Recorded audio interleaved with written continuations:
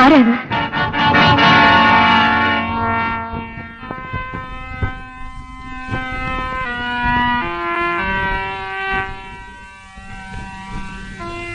സ്വയം പരിചയപ്പെടുത്തേണ്ടി വന്നതിൽ ഖേദിക്കുന്നു.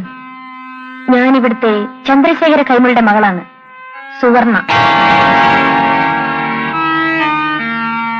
അച്ഛൻ കുറെ കഴിഞ്ഞു വരും. ഓഹോ, കൊച്ചമ്മയുടെ ഫോട്ടോ അച്ഛൻ എനിക്ക് അയച്ചു തന്നിരുന്നു, അതുകൊണ്ട് മനസ്സിലായി. പക്ഷെ ഇദ്ദേഹം? ഞാനിവിടുത്തെ അക്കൗണ്ട്സുകളൊക്കെ ചെറുപ്പെടുത്താൻ വന്ന ആളാ. ഇന്നും 2 മാസം ജോലി. ആ, ഓഫീസ് റൂം ഇങ്ങോട്ട് മാറ്റൂ. മുമ്പ് അവിടെയായിരുന്നു. ഓഫീസ് റൂം മാറ്റിയില്ല, ഞാൻ എന്റെ ബ്രീഫ് കേസ് ഇവിടെ വെച്ച് മറന്നു. ഇതാണോ? കണക്കുകളിൽ കൂടുതൽ ശ്രദ്ധിക്കേണ്ടവർക്ക് ഇത്ര മറവി നല്ലതല്ല, അല്ലേ കൊച്ചമ്മേ? എങ്കിൽ ഞാൻ ഇറങ്ങട്ടെ, നാളെ വരാം. ഓ ശരി. കൊച്ചമ്മ ഡാൻസ് പഠിക്കായിരുന്നു തോന്നുന്നു. ചിലങ്കയുടെ ശബ്ദം കേട്ടു. അപ്പോൾ കുറെ നേരമായി വന്നിട്ട്? ഇല്ല, ശബ്ദം ഏതാണ്ട് നിലച്ചപ്പോഴാണ് എത്തിയത്. ഞാൻ ഇന്നും കുറേശ്ശെ പ്രാക്ടീസ് ചെയ്യാറുണ്ട്. അത് നല്ലതാണ്, എനിക്കും ഒന്ന് പഠിച്ചാൽ കൊള്ളാമെന്നുണ്ട്. അതിനൊക്കെ വളരെ ദിവസങ്ങൾ വേണ്ടി വരും. അതിനെന്താ, ഞാനിനി എന്നും ഇവിടെ തന്നെ ഉണ്ടല്ലോ. അപ്പോ തിരിച്ചു പോകണ്ടേ? ഭർത്താവിന്റെ വീട്ടിലേക്കോ? ഉടനെ ഇല്ല, പ്രഭുവുമായി അല്പം പിണങ്ങിയാണ് പോന്നത്. ഇന്ന് തന്നെ പോരാൻ കാരണമുണ്ട്. ഇന്നാണ് ഞങ്ങളുടെ വിവാഹം കഴിഞ്ഞ് 1 വർഷം തികയുന്നത്. സത്യത്തിൽ ഏതാണ്ട് വിവാഹമോചനത്തിന്റെ വക്കിലെത്തിയിരിക്കുന്നു ഞങ്ങളുടെ ബന്ധം. സുവർണേ, ഞാനിന്ന് കുളിച്ച് ഫ്രഷ് ആകട്ടെ. ഏതായാലും നീ ഇപ്പോഴിങ്ങനെ ഇറങ്ങിപ്പോകുന്നത് ശരിയായില്ല. അസംതൃപ്തിയായ ഒരു ഭാര്യ ചെയ്യുന്ന ഏത് തെറ്റിനും അവൾ നീതീകരണം കണ്ടെത്തും, അല്ലേ? ഞാനും അങ്ങനെ ഒരു ഭാര്യയാണ്. ഞാനും അങ്ങനെ ഒരു ഭാര്യയാണ്.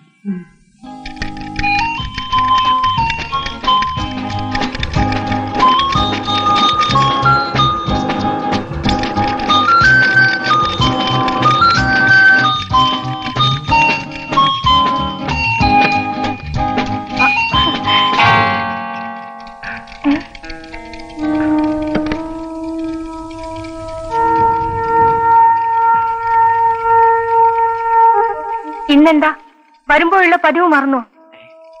പതിവ് മറന്നോന്ന്? ഞാൻ പോയി കാപ്പി ഇട്ടുകൊണ്ട് വരാം.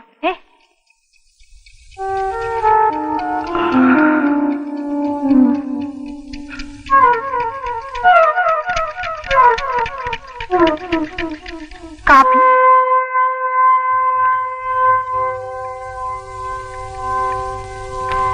എന്താ ഇങ്ങനെ നോക്കുന്നത്?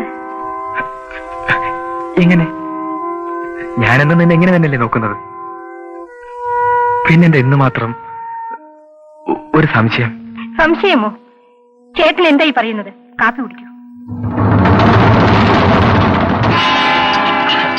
കണ്ടോ, സൂക്ഷിച്ചെടുക്കാൻ വയ്യായിരുന്നു. ഞാൻ പോയി വേറെ കാപ്പി എടുത്തോണ്ട് വരാം. വേണ്ട ദേവ്, എനിക്കൊന്ന് കിടക്കണം. കുളിക്കണ്ടേ? വേണ്ട. ആഹാരം? ഒന്നും വേണ്ട. ചേട്ടന് ഇന്ന് എന്ത് പറ്റി?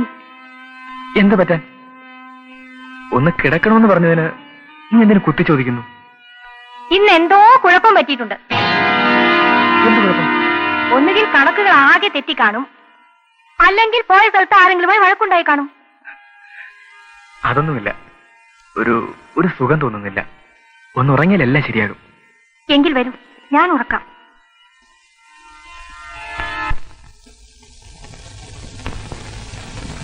ഇന്നാണെന്ന് തോന്നുന്നു ഈ കട്ടിൽ നിൽപ്പ് ദസ്തി കിട്ടുന്നത്. എന്താ, നിന്നോട് പിണക്കമാണോ? ദേവു, അത് മാത്രം എന്നെ കൊണ്ട് സാധിക്കില്ല. ഞാൻ ഒരിക്കലും നിന്നോട് പിണങ്ങില്ല. ആ കൈമളുടെ വീട്ടിലെ ജോലികളെല്ലാം തീർന്നോ? ഇല്ല, തുടങ്ങിയതേ ഉള്ളൂ. ഒരാഴ്ചയായല്ലോ.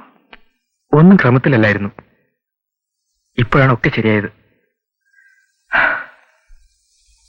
ഞാൻ ആത്മാർത്ഥമായി ശ്രമിക്കുന്നുണ്ട്.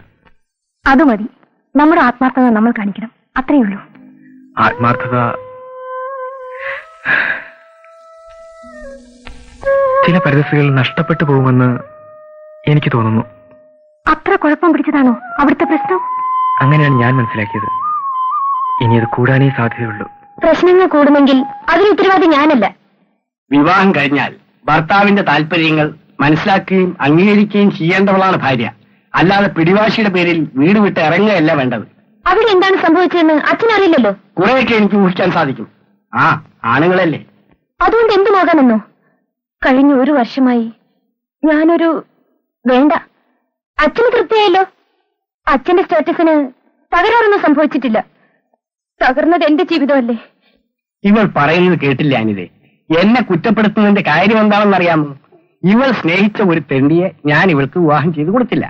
മക്കളുടെ വികാരങ്ങൾ മനസ്സിലാക്കാൻ പല മാതാപിതാക്കളും മറന്നുപോകുന്നു. ചിലർ സ്റ്റാറ്റസ് നോക്കുന്നു, ചിലർ ലാഭം നോക്കുന്നു. ഓഹോ, നീയും അതാണോ പറയുന്നത്? അപ്പോൾ സുവർണ തിരിച്ചു പോകാൻ തയ്യാറില്ല? പോകും. ഒന്നുകിൽ പ്രഭു എന്ന് വിളിച്ചാൽ, അല്ലെങ്കിൽ എന്റെ പ്രതികാരം നിറവേറിയാൽ.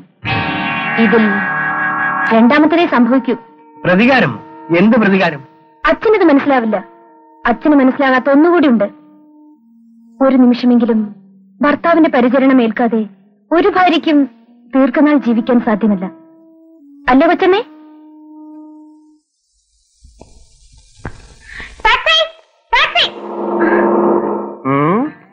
അതിനൊക്കെ നമുക്ക് പരിഹാരം ഉണ്ടാക്കാം. ഞാൻ എംപ്ലോയ്മെന്റ് എക്സ്ചേഞ്ച് പേര് രജിസ്റ്റർ ചെയ്തിട്ടുണ്ട്. ഷഷ്ടിപൂർത്തിയും കല്യാണം കൂടെ ഒന്നിച്ച് നടത്താനോ? ഷഷ്ടിപൂർത്തിയോ? എന്റെ കമലേ, നിന്റെ ജീവിതം ഈ ടാക്സി പോലെ ആകുന്ന എനിക്ക് സങ്കടമുണ്ട്. ആത്മാർത്ഥമായ പ്രേമത്തിന് മുമ്പിൽ ജോലി ഒരു പ്രശ്നമല്ല ചേട്ടാ. ആത്മാർത്ഥമായ പ്രേമത്തിന് മുമ്പിൽ പട്ടിണി ഒരു പ്രശ്നമാണ്. ഇനി കുറച്ചുനാളുകൂടി കഴിഞ്ഞാ എനിക്ക് വീടിന്റെ മുറ്റത്തിറങ്ങാൻ പറ്റില്ല. എന്താ വെള്ളപ്പൊക്കമാണോ? അണ്ടിയാപ്പി സമരത്തിലോ? ഓ ശരിയാ, കശുവണ്ടി തൊഴിലാളികൾ സമരത്തിലാണെന്ന് ഞാനും കേട്ടു. അണ്ടിയാപ്പീസ് അടച്ചാ നിന്റെ കാര്യം കുഴയുമല്ലോടി. അതുകൊണ്ടാ ഞാൻ പറഞ്ഞ് എത്രയും വേഗം നമ്മുടെ കല്യാണം നടത്തണമെന്ന്. എന്റെ പൊന്ന് കമലേ, ഈ കല്യാണം കച്ചേരി എന്ന് പറഞ്ഞ എടുപിടിയും നടത്താനുള്ളതാണോ? ടാക്സി, എനിക്കൊന്ന് പോണം. ഇത് പോകത്തില്ല. എന്തെങ്കിലും എക്സ്ട്രാ തരാം. എന്ത് തരാമെന്ന് പറഞ്ഞാൽ ഇത് പോകത്തില്ല. വളരെ അത്യാവശ്യമാണ്. അതിനേക്കാൾ അത്യാവശ്യമുള്ള കാര്യത്തിനാണ് ഞാനിവിടെ നിൽക്കുന്നത്. ഒരു വിവരവും ഇല്ലാതെ ടാക്സി. അയ്യോ, ഒരുപാട് നേരമായി. മറ്റു ടാക്സികൾ ഒന്നും നിർത്തുന്നില്ല. അതിപ്പോ എന്റെ കുറ്റമാണോ? ചേട്ടാ, മനുഷ്യരെ ഒന്ന് സ്വൈരമായി നിന്ന് വർത്തമാനം പറയാൻ സമ്മതിക്കില്ലെന്ന് വെച്ചാൽ എന്ത് ചെയ്യുമേ? പിന്നെ നിങ്ങൾ എന്തിനാ പണിക്ക് നടക്കുന്നത്? എന്താ, ഞാൻ വല്ല വേണ്ടാതിനും കാണിച്ചോ? ഞാൻ എന്ത് പണി ചെയ്യണം, എപ്പോ ചെയ്യണം, ആരോട് ചെയ്യണം എന്നൊക്കെ എനിക്കറിയാം. നിങ്ങൾ നിങ്ങളുടെ പാട് നോക്ക്. എന്തിനൊക്കെ ചുമ്മാ വർത്തമാനം പറയുന്നത്? നില്ലേ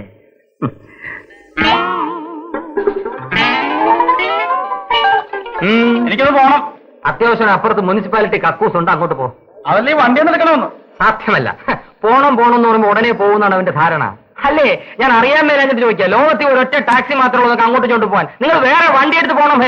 എടോ, ഇതെന്റെ സ്വന്തം വണ്ടിയാണ്. തനിക്ക് ചാരിന്ന് ചൊല്ലാൻ തന്റെ അപ്പൻ സമ്പാദിച്ച വകയല്ല.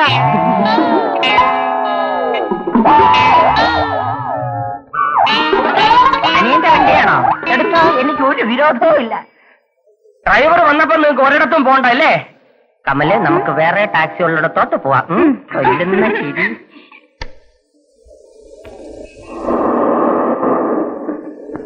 ദാസ് എന്റെ വീട്ടിലേക്കാണോ? അതെ, ഞാനും വരുന്നു.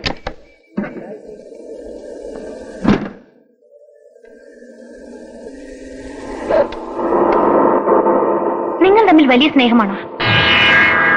ആര് തമ്മിൽ? ദാസും വൈഫും തമ്മിൽ. ദേവു എന്റെ ജീവനാണ്. വെരി ഗുഡ്, അങ്ങനെ വേണം. ആട്ടെ, ദാസിന്റെ ഭാഗത്തു നിന്ന് ഒരു വിശ്വാസവഞ്ചന ദേവു അറിഞ്ഞെന്നിരിക്കട്ടെ, എന്തുണ്ടാവും? ദേവുവിന്റെ ഹൃദയം തകർന്നു പോകും. അവൾ ആത്മഹത്യ ചെയ്തെന്ന് വരും. പിന്നെ ഞാനും ജീവിച്ചിരിക്കില്ല. വെരി ഗുഡ്, അതാണ് സ്നേഹം. അപ്പോൾ കൊച്ചമ്മയുമായുള്ള ബന്ധം ദേവു അറിയരുതെന്ന് നിങ്ങൾ ആഗ്രഹിക്കുന്നുണ്ടാവും അല്ലേ? സുവർണ അത് മനസ്സിലാക്കിയെന്നോ? അതിന് പ്രത്യേകിച്ചൊരു ബുദ്ധി വേണം. അല്ല, നടുറോഡിൽ ഇങ്ങനെ വണ്ടി നിർത്തിയാൽ എങ്ങനെ ഓടിക്കൂ? എന്റെ ജീവിതം തീർക്കാൻ സുവർണയ്ക്ക് കഴിയും. പക്ഷെ ഞാൻ അപേക്ഷയാണ്, എന്റെ ദേവുവിനെ എന്നിൽ നിന്ന് അകറ്റരുത്. ഒരിക്കലും അകറ്റരുത്. എന്റെ ജീവിതമോ തകർന്നു, ഞാനെന്തിന് മറ്റൊരു ജീവിതം തകർക്കണം? പക്ഷേ എനിക്ക് വേണ്ടി ഒരു ഉപകാരം ചെയ്യണം. എന്ത് വേണമെങ്കിലും ചെയ്യാം. പ്രോമിസ്? പ്രോമിസ്. ഞാനിപ്പോൾ ജീവിക്കുന്നത് ഒരു പ്രതികാരത്തിന് വേണ്ടിയാണ്. അതിന് ദാസിന്റെ സഹായം എനിക്ക് ആവശ്യമുണ്ട്. എന്ത് പ്രതികാരം? ചിലരെയൊക്കെ കാണുന്ന നിമിഷത്തിൽ തന്നെ നമുക്കൊരു സ്നേഹം തോന്നാറില്ലേ? ദാസിനെ കണ്ടപ്പോ എനിക്കത് തോന്നി. സുവർണി, എന്ത് സഹായമാണ് വേണ്ടത്? പറയൂ. ഞാൻ വിവാഹം കഴിക്കുന്നതിന് മുമ്പ് എന്റെ കൂടെ കോളേജിൽ പഠിച്ചിരുന്ന ഒരു ചെറുപ്പക്കാരനുമായി സ്നേഹത്തിലായിരുന്നു. ഒരു വേണു. കോളേജ് ലൈഫിൽ അങ്ങനെയൊക്കെ ഉണ്ടായിരുന്നിരിക്കും. BA കംപ്ലീറ്റ് ചെയ്തപ്പോൾ എനിക്ക് വിവാഹാലോചനകൾ വരാൻ തുടങ്ങി. അച്ഛനോട് ഞാൻ എന്റെ പ്രേമബന്ധത്തിന്റെ കാര്യം പറഞ്ഞു. അച്ഛൻ പറഞ്ഞ മറുപടി, മോളെ, ഒരു പ്രായത്തിൽ എല്ലാവർക്കും ഇത് തോന്നുന്നതാണ്. നീ പറഞ്ഞ പയ്യനെ കുറിച്ച് ഞാൻ അന്വേഷിച്ചു. അവനിൽ എന്താണ് നീ പ്രത്യേകത കണ്ടത്? ഭർത്താവാകുന്നതിന് എന്താ അച്ഛ പ്രത്യേകിച്ച് വേണ്ടത്? വേണു ഒരു പുരുഷനല്ലേ? പുരുഷനാണ്. എന്താ സ്വത്ത്? MA ബിരുദം. MA ബിരുദമുള്ള എത്രയോ വേണുമാരുണ്ട്. അതുകൊണ്ടായോ? എന്നെ സ്നേഹിച്ച വേണു ഒന്നേ ഉള്ളൂ. ഞങ്ങൾ പരസ്പരം ഹൃദയം കൈമാറിക്കഴിഞ്ഞു അച്ഛ. നീ പ്രാക്ടിക്കൽ ലൈഫിനെ പറ്റി ചിന്തിക്കുന്നില്ല. ഞാനത് ചിന്തിക്കുന്നവനാണ്. അച്ഛൻ പറഞ്ഞത് നീ അനുസരിക്കണം. വേണുവിനെ ഞാൻ വഞ്ചിക്കണോ? എനിക്കത് സാധ്യമല്ല. സാധ്യമായേ പറ്റൂ. ഞാൻ കണ്ടുപിടിച്ച വരൻ ലക്ഷപ്രഭുവാണ്. നിനക്ക് അനുയോജ്യനാണ്. ഇത്രയും ഓമനിച്ച് വളർത്തിയിട്ട് നീ ഒന്നുമില്ലാത്ത ഒരുത്തനുമായി തെണ്ടുന്നത് കാണാൻ എനിക്ക് വയ്യ. അച്ഛന് പണമാണ് വലുത്, മകളല്ല. നീ പറയുന്ന വിവരക്കേട് നിന്റെ വിവാഹത്തിന് ശേഷമേ മനസ്സിലാവൂ. ഏതായാലും പ്രഭുവുമായിട്ടുള്ള വിവാഹത്തിനുള്ള എല്ലാ ഏർപ്പാടും ചെയ്തു കഴിഞ്ഞു. നീ അത് സമ്മതിച്ചേ പറ്റൂ.